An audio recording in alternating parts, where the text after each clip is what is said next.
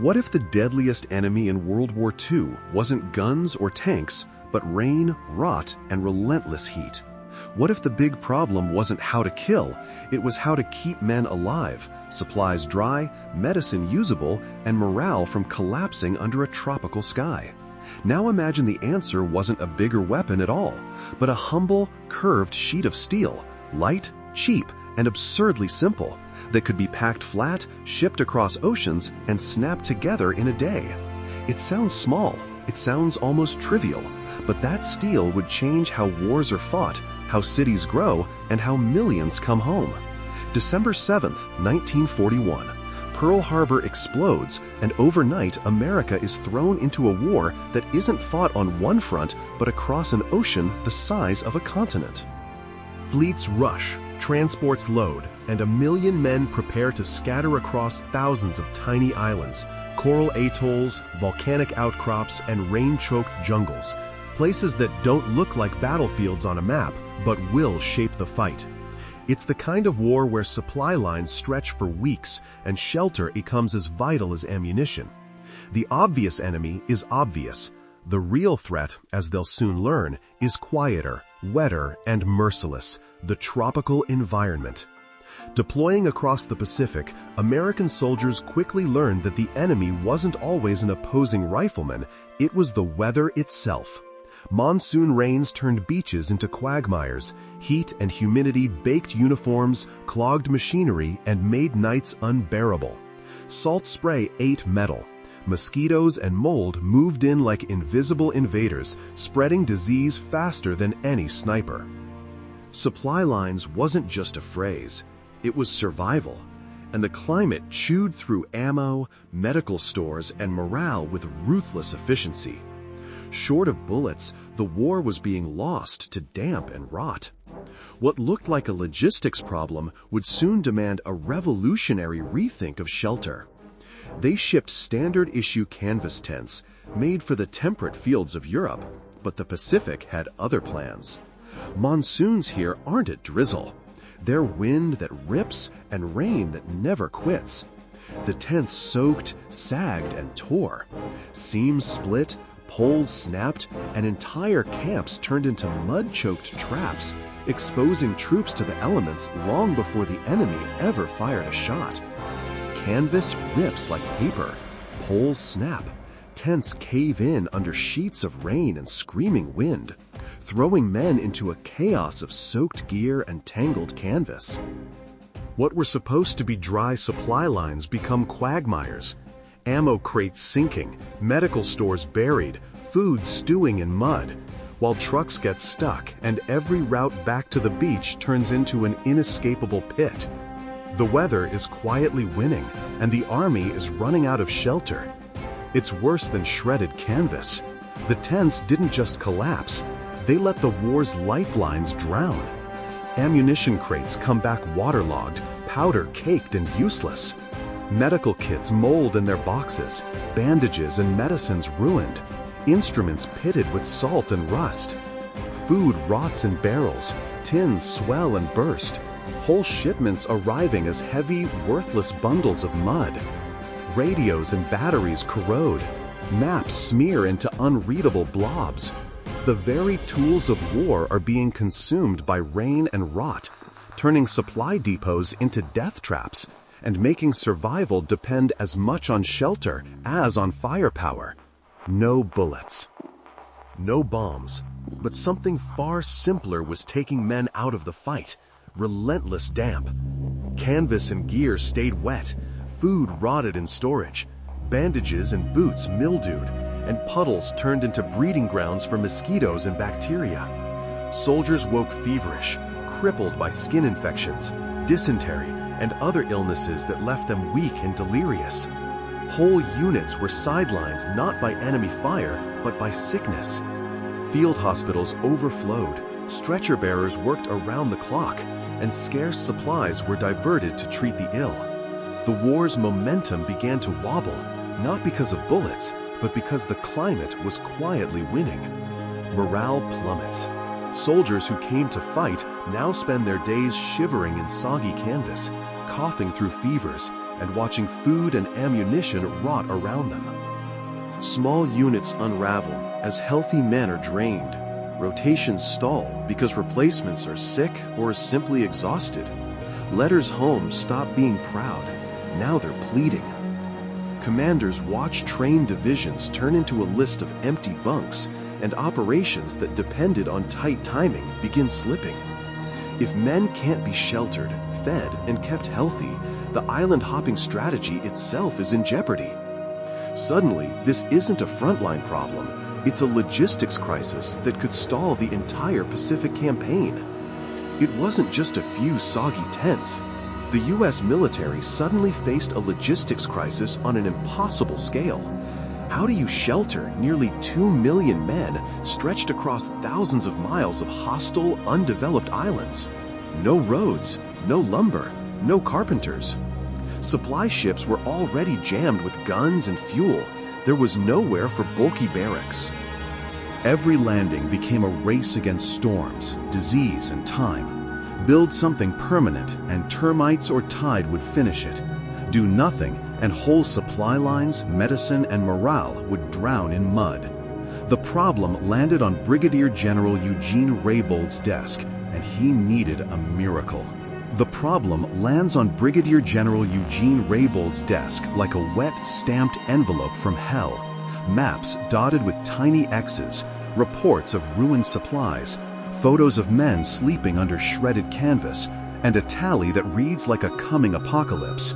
Nearly 2 million troops scattered across a string of hostile islands with no shelter that can survive the heat, wind, and mud. He flips through after-action reports and finds the same brutal pattern. Tents destroyed, ammunition soaked, disease spreading, morale collapsing. There's no time to rebuild timber barracks, no craftsmen to spare, no easy way to ship conventional buildings. He needs a miracle, and he needs it now. Raybold needed a fast, foolproof answer, and wooden barracks quickly proved to be a non-starter. They took weeks to raise, demanded trained carpenters who were already fighting at the front, and tied up precious shipping space with bulky lumber and nails. On crowded, newly captured islands, time was the enemy. Every day spent framing walls was a day troops stayed exposed. Wood also begged for constant upkeep, and in the tropics it would become a liability, not a solution. The problem was as much logistical as structural. The Navy needed shelters you could mass produce, ship flat, and bolt up in a heartbeat. Even worse, the tropics had a secret war of their own. Wood that might last years in Ohio was a ticking time bomb on an island. Constant heat and moisture made timber swell, warp, and rot in a matter of weeks. Termites arrived like tiny demolition crews, chewing through beams and floors, while mold and fungus blackened everything that stayed damp.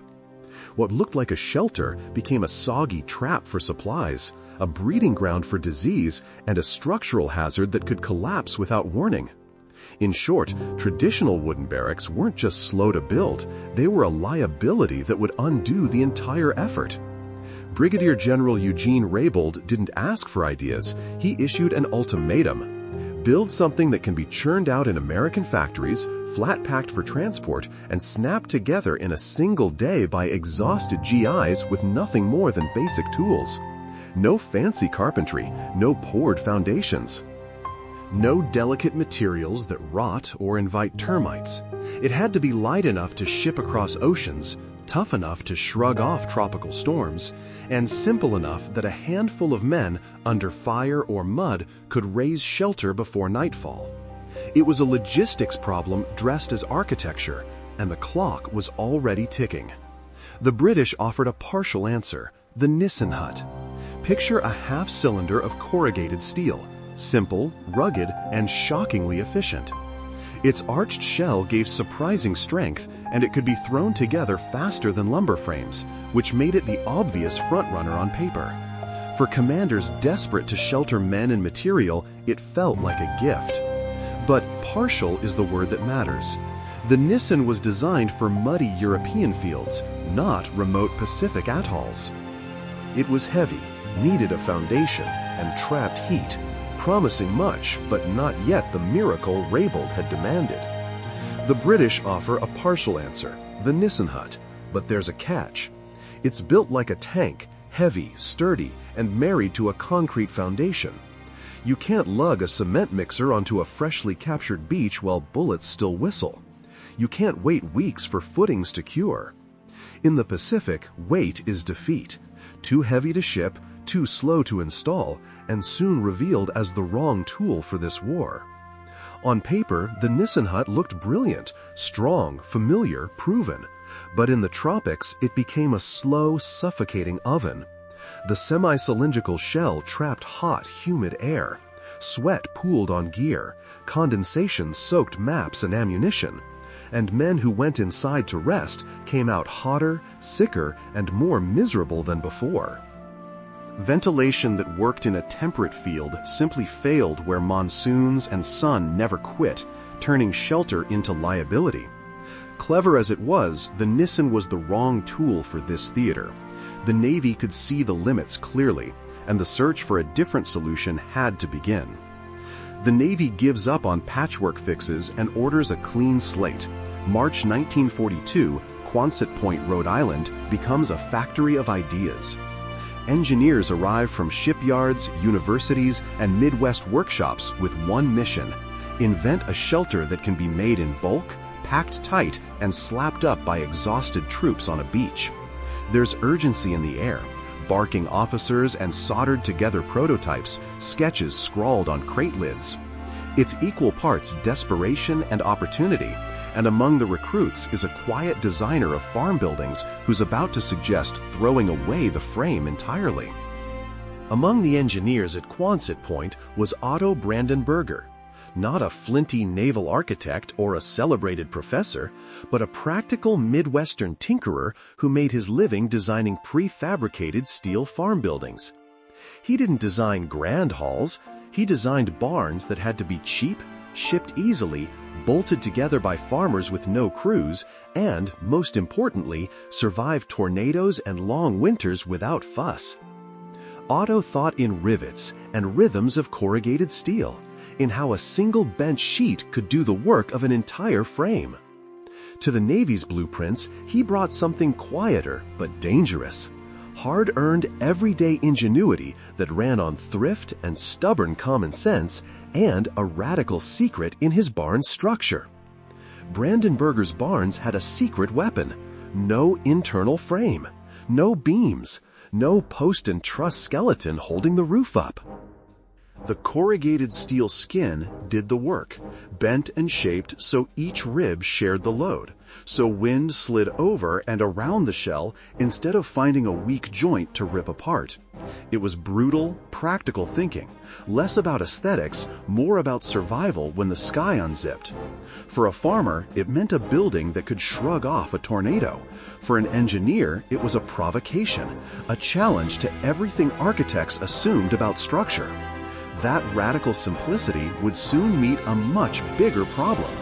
It sounds heretical, but Brandenburger's radical insight was brutally simple. The corrugated steel skin wasn't just cladding, it was the structure. His Midwest barns had survived tornadoes not because of massive timber frames, but because the ridged steel carried the load, shedding wind like armor with no internal skeleton to fail. That flip changes everything. Fewer parts, far less weight, no need for skilled carpenters, faster manufacture, and kits you can nest and ship like crates. Engineers called it risky. Soldiers would call it practical. For Raybold's crisis, it wasn't a gimmick, it was a lifeline. So when he eyed the heavy, over-engineered Nissen hut, he saw opportunity. Staring at the bulky, over-engineered Nissen hut, Brandenburger sees not a shelter, but a problem. The ribs, the timbers, the concrete pads, all excess weight built to withstand a European war, not a hastily seized Pacific beachhead. He asks, quietly but deliberately, what if the inside didn't have to carry the load? What if the corrugated steel skin could be the structure itself? It sounds radical. It sounds risky. But to a man who already builds tornado-proof barns without frames, it's obvious. Strip out the internal skeleton, let arched steel panels lock together and bear the forces. Lighter, faster, infinitely easier to ship. A small, ruthless idea with enormous consequences. He laid it out bluntly. Rip out the internal skeleton. No timber frame, no heavy ribs. Let the arch do the work. The corrugated steel skin, if shaped and joined right, wouldn't just be a covering, it would be the structure itself. Radical? Absolutely. Reckless? To some. But genius lay in the simplicity. Fewer parts, far less weight, and panels that could be stamped, nested, and shipped by the thousands. Assembly becomes a matter of bolting together skin, not raising a frame, turning carpentry into a simple mechanical task. In one stroke, he promised a shelter that was lighter, stronger, cheaper, and absurdly fast to produce. The Navy, desperate for an answer, slams an ultimatum onto Brandenburger's desk. Deliver a shelter that can be mass-produced, flattened for shipping, and thrown up by exhausted troops, or the Pacific Campaign will choke on mud and rot. No drawn-out revisions, no exotic materials. You have to design it, prove it works, and make it ready for war. The clock is already ticking. The Navy drops a deadline that feels like a dare. Design, prototype, test, and finalize a production-ready building, ready to mass ship and bolt up on hostile beaches in just 60 days. 60 days to invent a new kind of architecture that can be packed flat, stacked on a rail car, hauled across oceans, and assembled in a single day by exhausted sailors with no carpentry skills. It isn't just engineering, it's a sprint against time, logistics, and climate. Fail, and entire operations could collapse. The clock is ticking. 60 days to invent a whole new kind of building, light, ship-flat, storm-proof, and the lives of men across the Pacific hinge on whether they succeed. It's a race against rust, heat, and logistics. Every pound counts, every minute matters. Engineers, welders, and draftsmen will have to throw out old rules, cut details until the design breathes efficiency, and turn sketches into kits that can be loaded on a rail car and raised on a beach in a single day. Can they do it? The warehouse at Quonset Point becomes a pressure cooker of innovation. Under a relentless deadline, the air hums with welding, stamping, and shouted measurements. Blueprints are scorned. Paper gives way to metal, to hands-on mock-ups strewn across the concrete.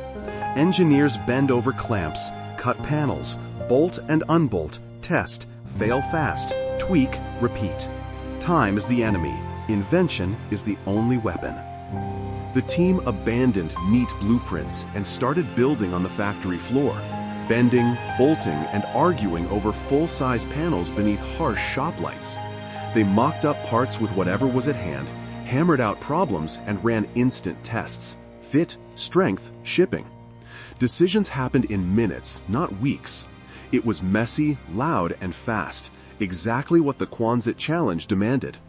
They stopped drawing and started building, full stop. Every choice from that day on was run through two merciless filters. Could this skin carry the load, structural strength?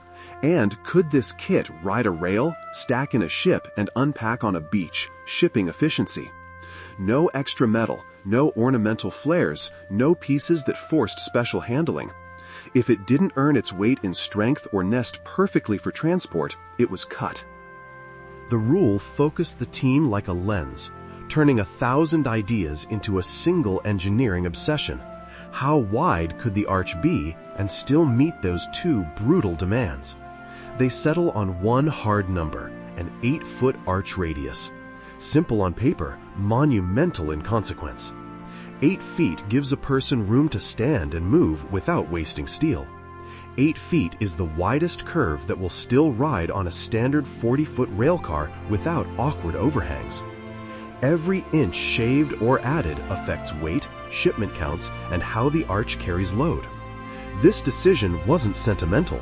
It was a knife-edge compromise between structural strength and shipping efficiency made to a deadline. In short, it wasn't about how it looked. It was pure math, and the whole project hinged on getting that math right. This wasn't about style. It was about survival and shipping. 8 feet wasn't chosen because it looked nice. It was the sweet spot where a soldier could stand, sleep, and move without ducking, while the shell could still be broken down small enough to ride cleanly on a 40-foot rail car. Go wider and you lose transport efficiency. Go narrower and you lose usable space. It's a precise bit of geometry married to logistics. Enough interior headroom for life in the field, but no wider than the rails and freight rules would allow. In this war, that kind of math saved time, money, and lives. Every inch matters. Every pound matters. There is no room for error.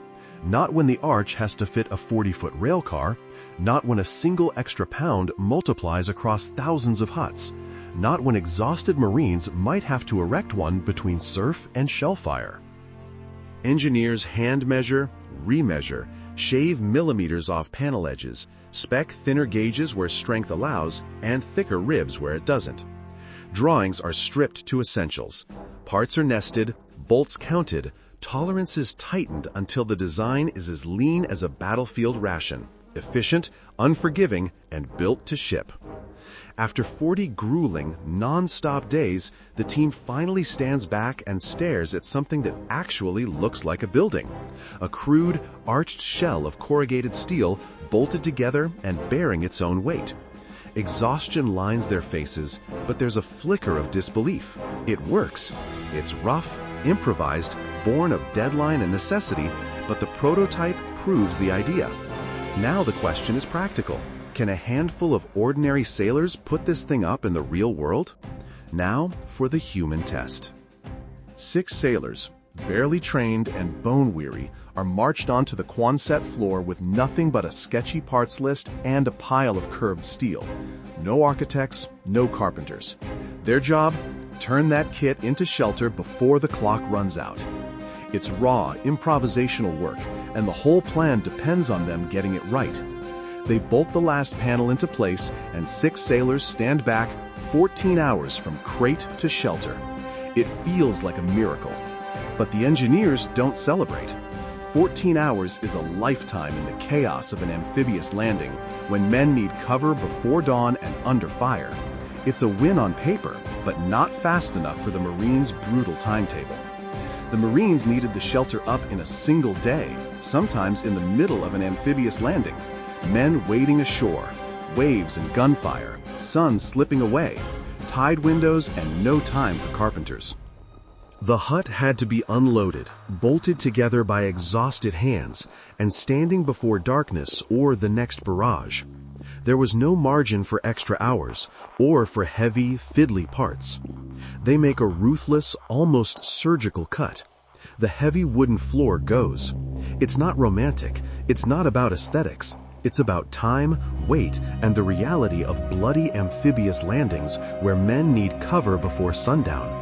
A floor means lumber, carpenters, nailed planks that hold moisture and rot, and hours the Marines don't have. So the engineers strip it away and simplify everything to a bare steel rim that sits on stakes and cables. The result is immediate and brutal in its efficiency. Roughly 1,200 pounds gone, assembly time slashed. This hut can go up in a single grueling day. They made a ruthless cut. The heavy wooden floor was gone. That single change dropped 1,200 pounds and slashed assembly time to just 8 hours. What had felt impossible, shelter up during a landing built by tired hands with only basic tools, suddenly felt doable. Troops could raise a Quonset in a single hard day. The engineers had the speed the Marines needed, and the design was locked. With the final cut signed, the design was locked. The hut could be stamped out, shipped flat, and thrown up by tired hands in a single workday. They'd shaved off 1,200 pounds, ripped out the heavy floor, and cut assembly time to 8 hard hours. The clock had been beaten. For a moment, the warehouse exhaled. Exhausted engineers smiled, brass nodded, factories retooled. But celebration was cautious. A prototype that stood in calm Rhode Island air still had to face typhoons, salt spray, volcanic sand, and Arctic cold. The plan had passed the deadline. Now it had to pass the world. A prototype assembled on a calm day in Rhode Island is one thing. A typhoon in the Pacific is another. factory floor confidence won't survive salt spray, shifting sand, and bombs. Designs tested under fluorescent lights must be proven where it matters. On wind-whipped beaches, under 100-mile-an-hour gusts, with exhausted men scrambling to bolt panels together. This is where theory meets chaos, and where the Quonset hut will either earn its name or fail. A prototype that survives a calm day on Quonset Point means nothing unless it can take a storm. And the secret to that survival isn't brute force, it's elegant physics. The hut's curve turns wind from an enemy into a path of least resistance. Gusts slide over the arch instead of slamming into a flat face. The corrugated skin isn't decoration. Each ripple behaves like a tiny I-beam, adding stiffness without weight. Bolted panels become a continuous steel band, sharing compression and tension across the whole shell. In short, form and material work together, so a lightweight hut behaves like a monument built to last. It's almost laughably simple. The Quonset's curved roof doesn't try to fight the wind. It lets the wind pass. Instead of a flat wall that the storm can slam into and lift, the arch guides hurricane-force gusts up and over, turning violent pressure into smooth flow. That means less uplift, fewer shear forces at the joints, and a structure that leans into the storm rather than breaking against it. It's an elegant bit of physics, shape doing the heavy lifting. And because the arch already tames the wind, the next clever trick, the corrugations that stiffen the thin steel, can do its job even better. But the real trick wasn't weight or brute force, it was a pattern stamped into steel. The corrugations act like thousands of tiny integrated I-beams, turning a thin sheet into something stiff and stubbornly resistant to buckling. Think of it like the ribs in an umbrella or the pleats in a paper fan.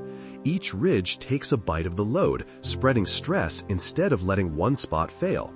That meant engineers could use far less metal, shave pounds for shipping, and still shrug off hurricane gusts. When those ridged panels are bolted together every few inches, the whole thing becomes a continuous compression ring, simple, elegant, and absurdly strong. Bolted together every 6 inches, the corrugated panels stopped being just sheets of metal and became one unbroken steel band, a literal compression ring that took whatever force hit it and spread that force around the whole arch, instead of letting it concentrate and punch a hole. Think of it as teamwork in metal. A gust, a blast, even the weight of equipment pushes on one spot, and the load is passed sideways and absorbed by the entire shell. That's why a skin this thin could behave like a structure, why you could ditch a heavy frame and still get immense strength. A small, elegant cheat against brute force, and a hint at something far older. That's the trick. The Quonset's strength isn't magic, it's geometry. The same arching compression that keeps an ancient Roman stone bridge standing after centuries of floods and foot traffic is doing the heavy lifting here. Only now, the bridge is a shell of corrugated steel and the mortar is 1,000 bolts. Forces channel along the curve, push down into the ground instead of tearing at seams. And a structure that looks feather-light on a rail car behaves like a fortress when the wind hits. Elegant, simple, brutally practical. Theory is one thing, proving it is another. They build a full-scale Quonset hut on the coast, bolting panels, running wires, and stuffing it with gauges and strain sensors. Engineers camp out with clipboards and coffee, watching every dial. Clouds roll in, winds pick up. Every creak, every tiny flex is recorded. If the math is wrong, it will fail spectacularly. If it's right, it will prove everything. They expect to wait for a storm. They don't have to wait long. On March 3, 1943, a brutal nor'easter slammed the Rhode Island coast. Wind screamed. Sheets of rain lashed the sand and bent trees like twigs. Waves hurled themselves against the shore, and spray cloaked the Quonset prototype standing in the open. Inside the warehouse, the team fell quiet, eyes on instruments, every gauge suddenly a judge of their invention. As the nor'easter screams outside, a half-dozen engineers crowd the prototype's instruments. Dial needles quivering, strain gauges spiking in tiny blips. They count breaths instead of seconds. Rain hammers the steel. The whole shed groans. Nobody moves. The room is a silence made of tension, faces lit by the green glow of sensors as they stare, waiting for the first sign of failure. Inside the prototype, engineers huddled around clunky instruments as the nor'easter hit, watching needles spike and wires sing. The building shuddered. Wind hammered the skin like a fist. For a long, terrifying breath, the whole 9,000-pound arc bent, less than 2 inches, then, as if elastic, snapped back to perfect geometry. No panels popped, no seams side open. The sensor settled. The room went from white-knuckled silence to a burst of relieved laughter and stunned clapping. After months of calculations and hurried fabrication, the physics had their proof. The Quonset didn't just survive the storm, it shrugged it off. Inside the Quonset prototype, they watched the instruments like surgeons watching a heart monitor. Then, slowly, disbelief loosens into a short, stunned cheer. The readings don't spike. There are no leaks. Not a single failed joint. It works. The arch had flexed, buried a storm's power in a single, silent motion, and then sprung back as if nothing had happened. For a terrible, trembling minute, the future of thousands of men and millions of dollars hinged on a handful of bolts and corrugated steel. And now, the machine answers, yes. Hope, for the first time, feels real. They watched the numbers climb, breath held, then watched them fall. And then the warehouse erupted. The 9,000-pound prototype bent under the nor'easter, flexed less than 2 inches, and snapped back like nothing had happened. Sensors steadied. There were no leaks, not a single failed joint. For a long, stunned second, the engineers simply stared at the empty gauges. And then the room filled with whoops and a few quiet, steady handshakes. Relief wrapped in hard-earned pride. It was more than a successful test. It was proof that their radical, skeleton-free arch could survive what the sea and sky threw at it. Still, even as they celebrated, a sober thought crept in. Wind was only one enemy. Wind was conquered. The prototype had shrugged off a nor'easter like nothing more than an annoyance. But wind was only one enemy. Heat and humidity posed another, far more insidious threat. In the tropics, the steel stayed cool, while the air stayed hot and wet, and the two met on the inside surface in a quiet, destructive way. Sheets of condensation running down the walls, soaking gear, rusting bolts, and turning sleeping quarters into drippy, moldy prisons. Men didn't die from bullets now. Their kit did, their medicine did, their morale did. It was a nagging, invisible failure that demanded a fix before the huts could truly be called shelter. A test unit in Panama exposed a brutal, unexpected truth. The Quonset wasn't just up against wind, it was up against moisture. Tropical air, thick and warm, slammed into the cool corrugated steel, and the walls began to weep. Condensation ran down the ribs and literally rained on the men in their gear. Bunks were soaked, ammo boxes steamed, medical supplies turned to mush, and a fine black mildew crawled across everything overnight. The very shelter meant to save lives had become a humid trap, sapping morale and threatening supplies. A problem the engineers could see clearly and would have to solve fast.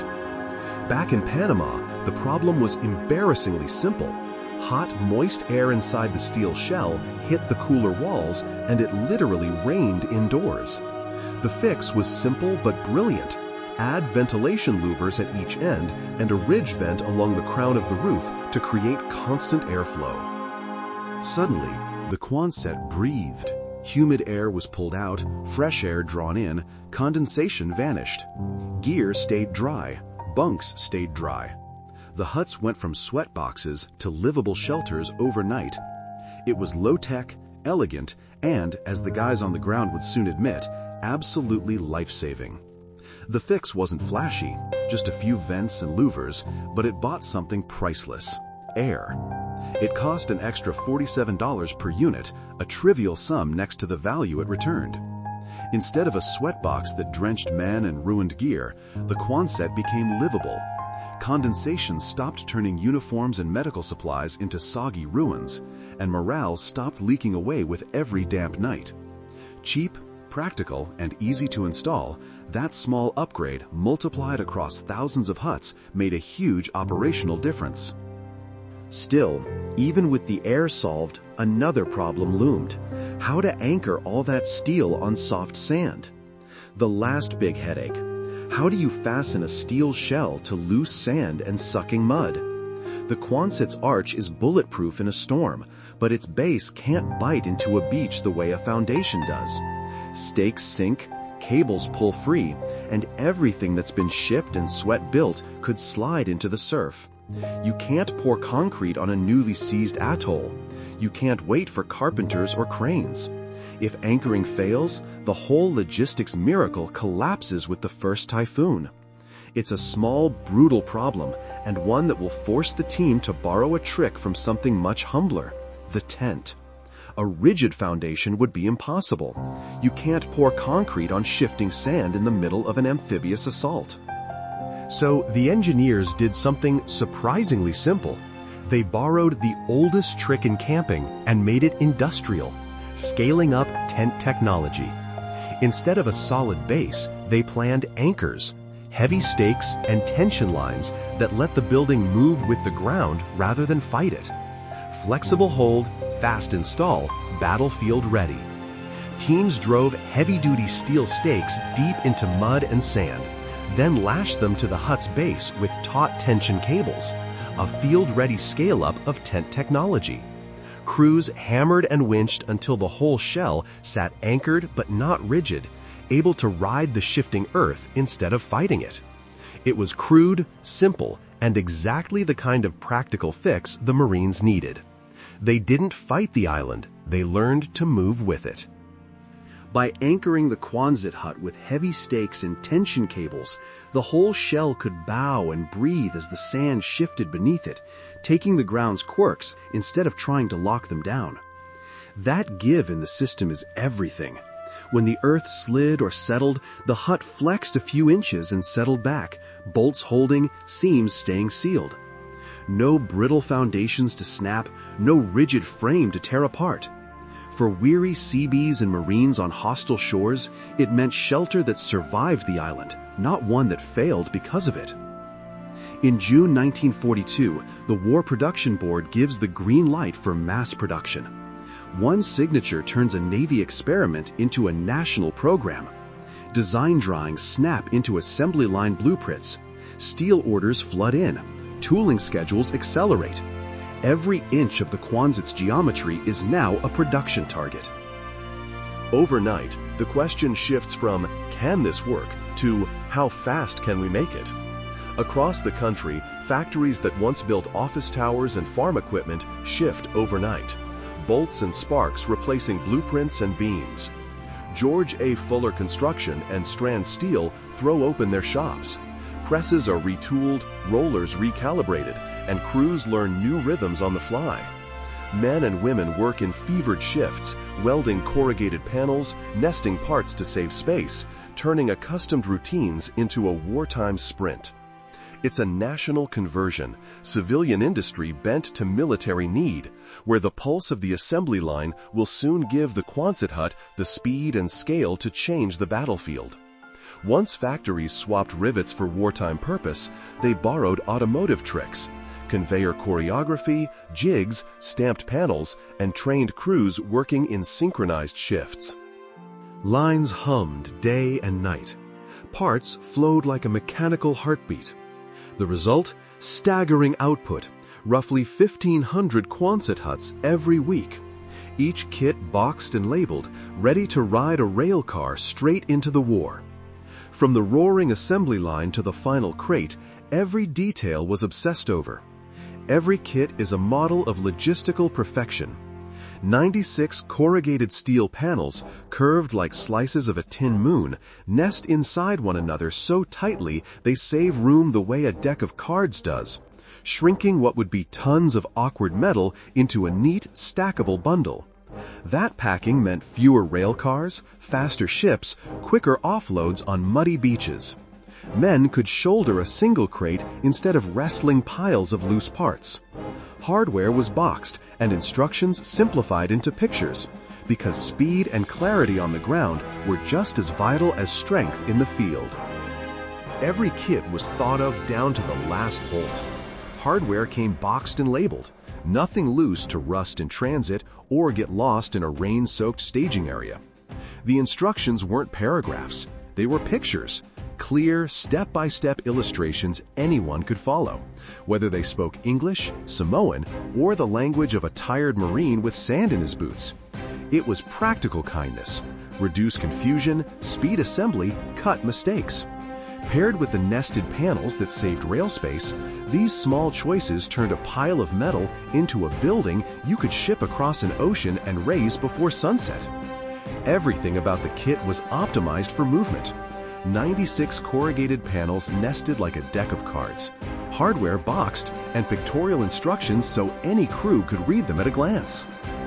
The result, the entire building packed to fit perfectly on a single rail car, stacked tight and ready to roll across the country and out into the Pacific, to be thrown up in hours on any beachhead.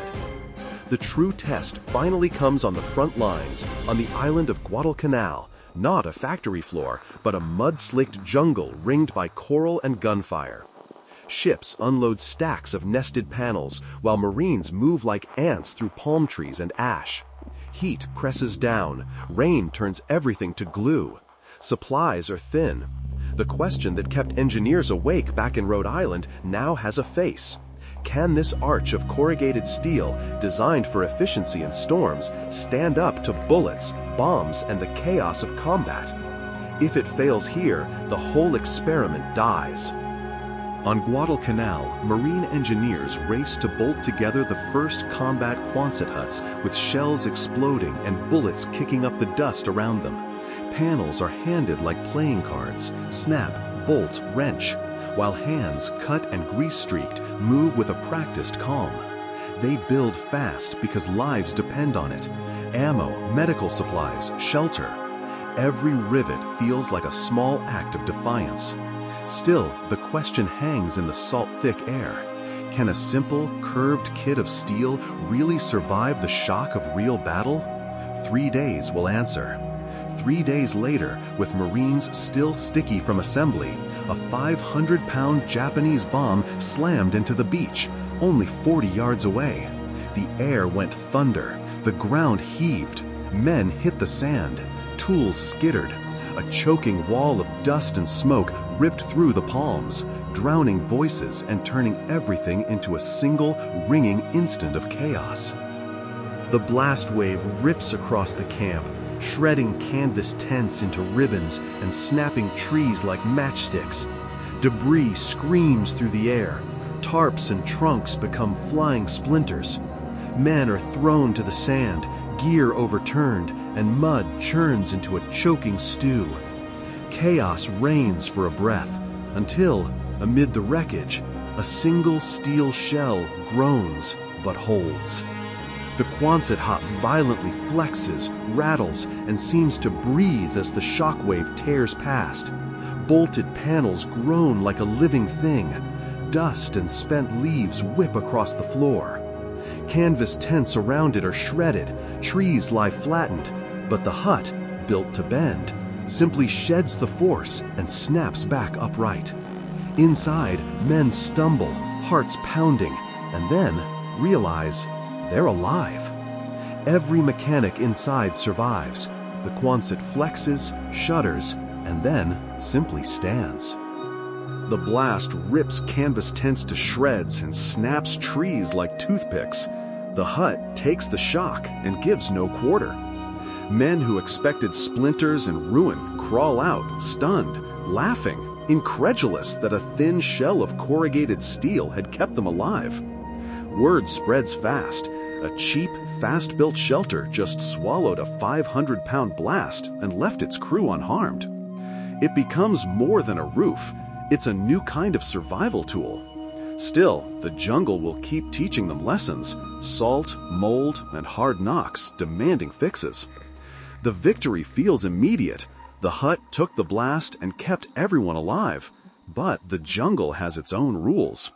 Salt air eats untreated bolts like acid. Every exposed fastener pocks and rusts until it fails. Fungus claims canvas, gear, even food, turning interiors into damp incubators. Field reports flood the engineers at Quonset Point. They don't argue, they iterate. Within weeks, designs change. Every bolt is specified as fully galvanized. Vents are enlarged to force constant airflow. Seals are tightened, and instructions are updated. It's a brutal, fast feedback loop.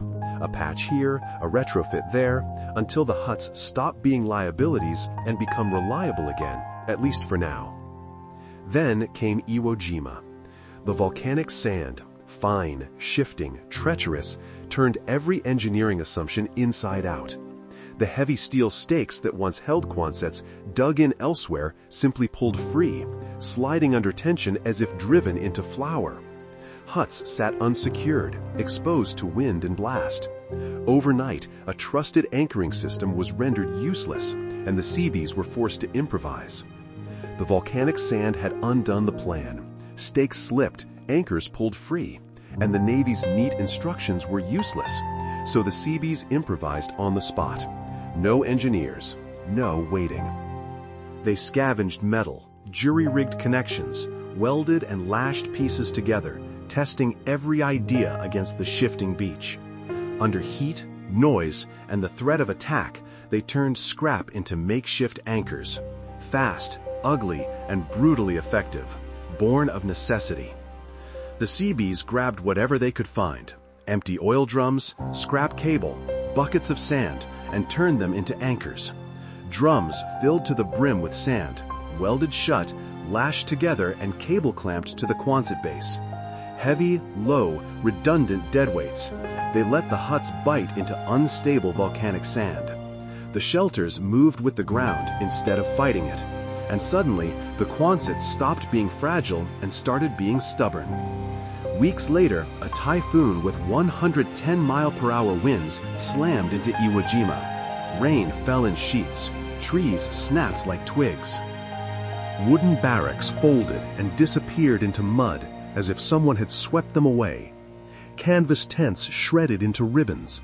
The ground became a roiling sea of splinters and flooded foxholes. The Seabees watched from low trenches as everything timber failed. The oil drum anchors screamed and strained, cables humming, but the corrugated arch, light, flexible, unforgiving, bent and shed the blast. When the storm finally eased, the island was a ruin of wood and water, with a single steel shelter still standing. Quonset huts survived, everything else gone. Those 6 words made their way back up the chain like a gospel. Around it, the base was a moon of splintered wood and shredded canvas. Roofs peeled, supply crates tossed like corks, trees snapped in half. Inside the little arched steel shell, mechanics and medics blinked, coughing on salt and mud, astonished to be alive. The hut had flexed, taken the blow, and simply righted itself. For men exhausted by storms and war, that stubborn little building became proof that design mattered, that shelter could be a weapon. It was a legend on the sand. But the war would keep testing steel in colder, stranger places.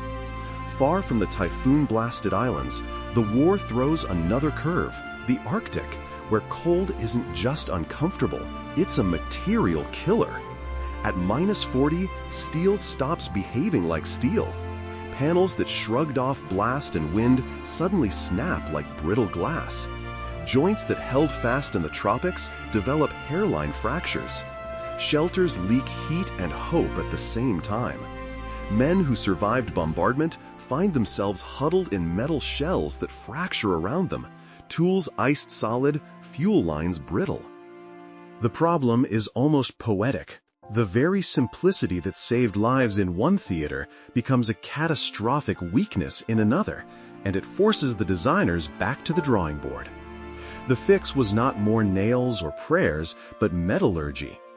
Back at Quonset Point, engineers quietly re-specified the metal itself, swapping the original sheet for a low-temperature, tougher alloy that would stay ductile instead of snapping like glass at -40. It meant new suppliers, new testing rigs, and a few sleepless nights, but the panels stopped cracking in Arctic trials. That change didn't end the work. It opened the next chapter of tweaks: rubber gaskets, revised joints, and insulation kits. But for the first time, the Quonset's graceful arch could be trusted where ice and silence ruled the landscape. When the Arctic turned steel brittle, the fix wasn't dramatic, it was clever and surgical.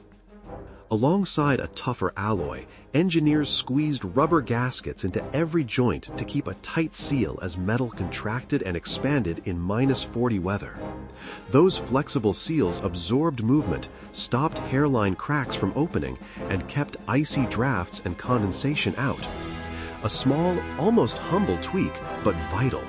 It transformed fragile shells into livable shelters and bought the breathing room needed for the insulation kits and double-walled Quonsets that followed. They didn't stop there. After switching alloys and adding rubber gaskets, engineers turned to comfort and survival. Specialized insulation kits and even double-walled Quonset models were developed for the harshest cold on Earth. Men who once watched hairline cracks race across panels now slept through blizzards. Heaters used less fuel because less heat escaped, and condensation ceased to be a constant enemy. Field crews stapled insulation, wrapped joints, and bolted on storm skirts until these steel shells felt almost domestic. Small changes, huge impact. Shelters that could be airlifted to Greenland or trucked to an Aleutian outpost, extending reach and keeping the war machine running. By 1945, the Quonset hut's success was undeniable. More than 160,000 units shipped to 50 combat zones, popping up on rocky atolls, frozen tundra, and mud-choked jungles, sometimes assembled under fire. They weren't just metal shells. They were the backbone of the logistics war, keeping ammo dry, surgeons operating, radios running, and troops housed when everything else failed.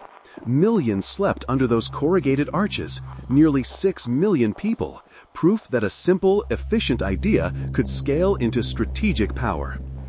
In less than 3 years, a curved sheet of steel moved from prototype to the global front line, shifting the balance not with bullets, but with shelter. By war's end, Quonset huts weren't just corrugated steel, they were the backbone of an army on the move. They sheltered nearly 6 million people, sleeping men in bunk rooms, blistered medics in hurried wards, mechanics elbow-deep in engines, radio crews keeping convoys talking through storms.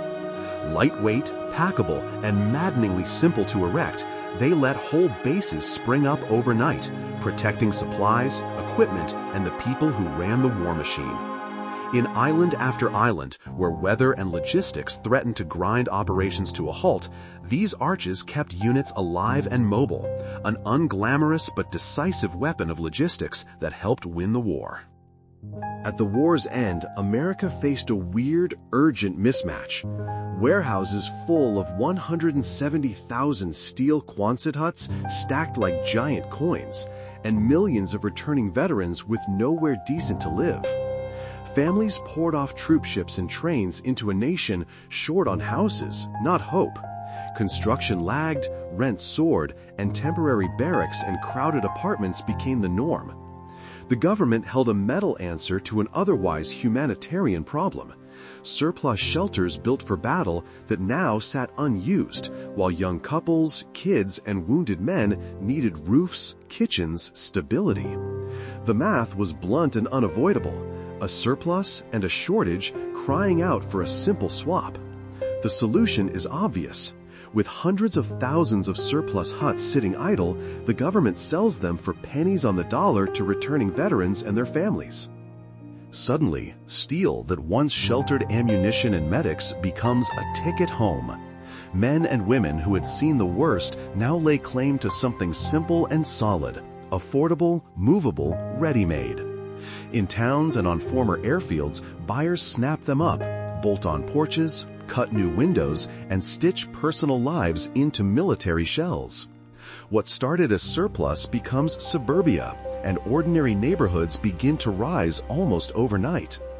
When the government sold off rows of surplus Quonset huts for pennies, entire suburban neighborhoods blossomed almost overnight. Places like Roger Young Village, iron arches lined in neat rows where new families unpacked, patched roofs, and staked a claim on the future. Veterans hauled panels home, neighbors helped bolt them together, kids raced down the curved corridors. What started as military hardware became porches, gardens, and community halls. Mail routes were laid, schools opened, barbecues filled the evenings. It was raw, fast, and oddly hopeful. An impromptu town built from wartime steel, ready to be softened and personalized by the people who lived there. They didn't stay boxes for long. Veterans and their families grabbed hammers, paint, and imagination, and turned corrugated shells into cozy homes. Windows were cut, porches built, picket fences went up, and cheap steel met warm wood and color. What began as an army ration became a personal statement. A storefront here, a flowered awning there, a mailbox with a name. Neighbors swapped parts and ideas, turning rows of kits into neighborhoods with personality and pride. In a matter of months, the Quonset hut shed its barracks identity and quietly became an icon of post-war American reinvention. Suddenly, those corrugated shells shed their military skin and became the backbone of post-war life. Quonset huts turned into humble churches where new congregations gathered under arched steel roofs, into classrooms where the first baby boomers learned to read, and into workshops where veterans and entrepreneurs, mechanics, tailors, carpenters set up shop with a single wrench and a dream. Inside, plywood pews and chalkboards sat beside workbenches and sewing machines. Laughter and hymns mixed with the hiss of a welder. People customized them, made them theirs, and in doing so, the huts quietly stitched themselves into the fabric of American towns. Beyond churches, classrooms, and workshops, the Quonset found its way onto farms. Cheap, open-span shells that became barns, machine sheds, and grain stores with minimal fuss. Farmers loved the clear, unobstructed interior. One wide arch could shelter a tractor, stacked hay, or a winter herd. They were easy to move, easy to patch, and cheap enough that a neighbor might buy one just to repurpose as a garage or chicken house. Over decades, they were painted, clipped with porches, and grafted onto traditional houses, quietly dotting back roads and rural skylines until the military relic felt less like surplus and more like home.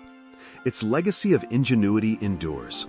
The Quonset's core principles, rapid assembly, structural efficiency, resilience, aren't relics, they're frontline tools whenever disaster strikes. Picture crates of curved steel flown into Haiti, unloaded and risen into shelters in hours, not weeks. Picture refugee camps where durable, simple huts keep families dry and clinics running. Speed means lives. Simplicity means repair by hand. Strength means something standing when everything else has failed. Those practical lessons, hammered out under war pressure, now guide relief agencies and builders in crises around the world, proving that good design can be both humble and heroic. Look around today and you can still see Otto Brandenburger's fingerprints. Luxury architectural homes that celebrate the arch's elegant simplicity. Community gyms and farm sheds that borrow its open-span honesty. And nimble military shelters that unfold like origami. The Quonset's DNA, lightweight, modular, and ruthlessly efficient, shows up in disaster relief airlifts and refugee camps, in prefab startups rethinking affordable housing, and yes, in NASA sketches for living on Mars. An answer born in a Rhode Island warehouse, built to withstand a typhoon, now helps architects imagine life on another planet. Simple, stubborn, and strangely timeless. The Quonset hut was never meant to be beautiful. It was a pragmatic answer, corrugated steel, clever physics, and a deadline that wouldn't wait, born from pressure and necessity. It sheltered millions, turned battlefields into bases, and later, veterans into homeowners, churches, classrooms, and small businesses. Its arch taught us to build faster, lighter, and smarter. Engineers still borrow its DNA for disaster relief, modern architecture, and even concepts for living on Mars. The hut's real beauty is utility, an elegant solution carved from strict constraints. So what impossible problems today are quietly waiting for that same kind of simple, brave invention?